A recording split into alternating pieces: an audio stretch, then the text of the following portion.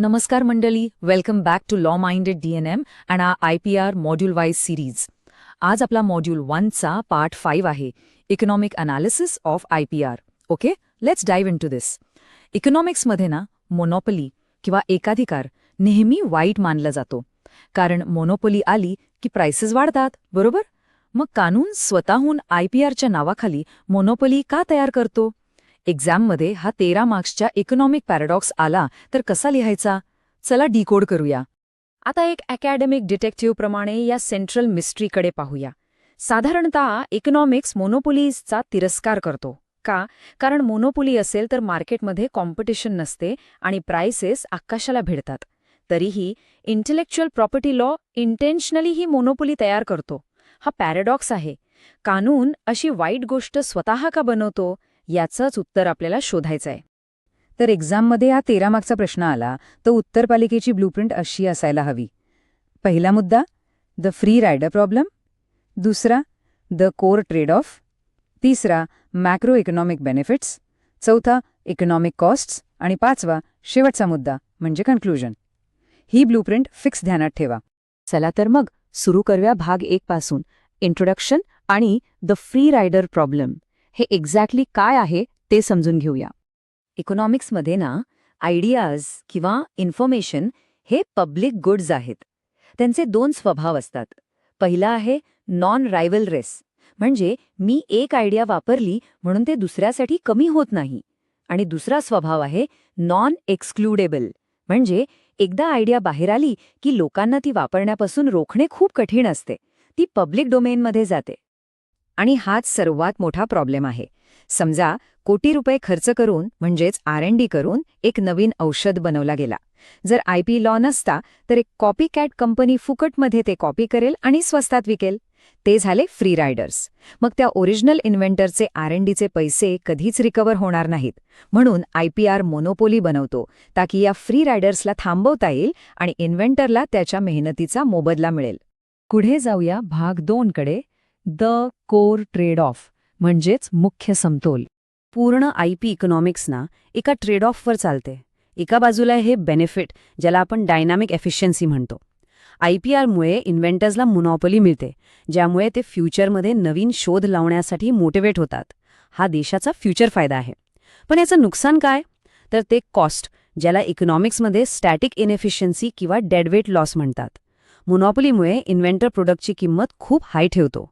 जे गरीब लोक ते विकत घेऊ शकत नाहीत त्यांचं नुकसान होते. ते सिस्टमच्या बाहेर फेकले जातात. हे टर्म्स एक्झाममध्ये नक्की लिहा. एक्झामिनर इम्प्रेस होतो. आता पाहूया भाग 3, economic benefits of IPR. Macro लेव्हलवर म्हणजेच देशाच्या अर्थव्यवस्थेवर याचे काय सकारात्मक परिणाम होतात? हे 3 पॉइंट्स एक्झाममध्ये एक्झॅक्टली असेच फॉर्मॅट केले पाहिजेत. Number 1, incentivises R&D. Companies life saving drugs आणि टेकमध्ये बिलियन्स इन्व्हेस्ट करतात कारण पेटंटची गॅरंटी असते. Number 2, encourages disclosure. जर पेटंट नसता तर लोकांनी इन्व्हेन्शन्स ट्रेड सिक्रेट म्हणून लपवून ठेवले असते. पेटंट इसेन्शियली एक डील आहे. नॉलेज शेअर करा, मोनोपोली घ्या. आणि number 3, boosts FDI. Strong IP कानून असेल तरच फॉरेन कंपनीज म्हणजेच फॉरेन डिरेक्ट इन्व्हेस्टमेंट भारतात फॅक्टरी टाकतील आणि नवीन टेक्नॉलॉजी आणतील. आणि आता भाग 4, इकॉनॉमिक कॉस्ट्स आणि क्रिटिसिझम. एक ॲनालिटिकल अप्रोच घेऊ आणि IPRचा डार्क साईड पाहू. तर IPRचे काही भयंकर निगेटिव्ह पॉइंट्स पण आहेत. पहिला म्हणजे मोनोपोली प्राइसिंग. कॅन्सरसारखी औषधं खूप महाग होतात, जी सामान्य माणसाला परवडत नाहीत. दुसरा आहे tragedy of the anti Commons, जिथे ओव्हरलॅपिंग पेटंट्समुळे रिसर्च ब्लॉक होतो. आणि तिसरा म्हणजे एव्हरग्रीनिंग. चला हे दुसरे 2 पॉइंट्स थोडे डिटेलमध्ये समजून घेऊया, कारण हे खूप ट्रिकी आहेत. जसे आपण पाहू शकतो या अकॅडमिक लिटरेचरप्रमाणे tragedy of the anti commons biomedical इनोव्हेशनमध्ये एक मोठा अडथळा आहे. जेव्हा एखाद्या प्रॉपर्टीचे मल्टिपल ओनर्स असतात आणि प्रत्येकाकडे नो म्हणण्याचा अधिकार असतो, तेव्हा ते रिसोर्सेस वापरलेच जात नाहीत. फ्रॅगमेंटेशन ऑफ प्रॉपर्टी राईट्समुळे नवीन औषध किंवा प्रॉमिसिंग थेरप्युटिक्सचा विकास रोखला जातो. यालाच सोप्या भाषेत पेटंट थिकेट म्हणतात. थिकेट म्हणजे एक झाडीचं जाळे. जेव्हा एका टेक्नॉलॉजीवर खूप सारे ओव्हरलॅपिंग पेटंट्स असतात तेव्हा नवीन इन्व्हेंटर्सला काम करण्यासाठी सर्वांची परमिशन घ्यावी लागते. हा dense web of IP rights इनोव्हेशनला बूस्ट करण्याच्या ऐवजी त्याला ब्लॉक करतो. आणि आता सर्वात महत्त्वाचा क्रिटिसिझम, एव्हरग्रीनिंग. फार्मा कंपनीज पेटंटचे 20 वर्ष संपल्यावर त्यात एक नॉर्मल छोटा बदल करतात आणि नवीन 20 वर्षांची मोनोपॉली मागतात. हे अगदी चुकीचे आहे. पण भारतात section 3D of patents act याला बॅन करतो. आणि ध्यानात ठेवा, नोवार्तेस केस हे नाव नक्कीच एक्झाममध्ये मेन्शन करा. टॉप मार्क्सची गॅरंटी आहे. आणि शेवटचं भाग 5, कन्क्ल्युजन. तुमच्या उत्तराचा परफेक्ट शेवट. शेवटी एक्झाममध्ये हे नक्की लिहा की IPR हा एक नेसेसरी इव्हिल आहे, म्हणजेच गरजेचं वाईट.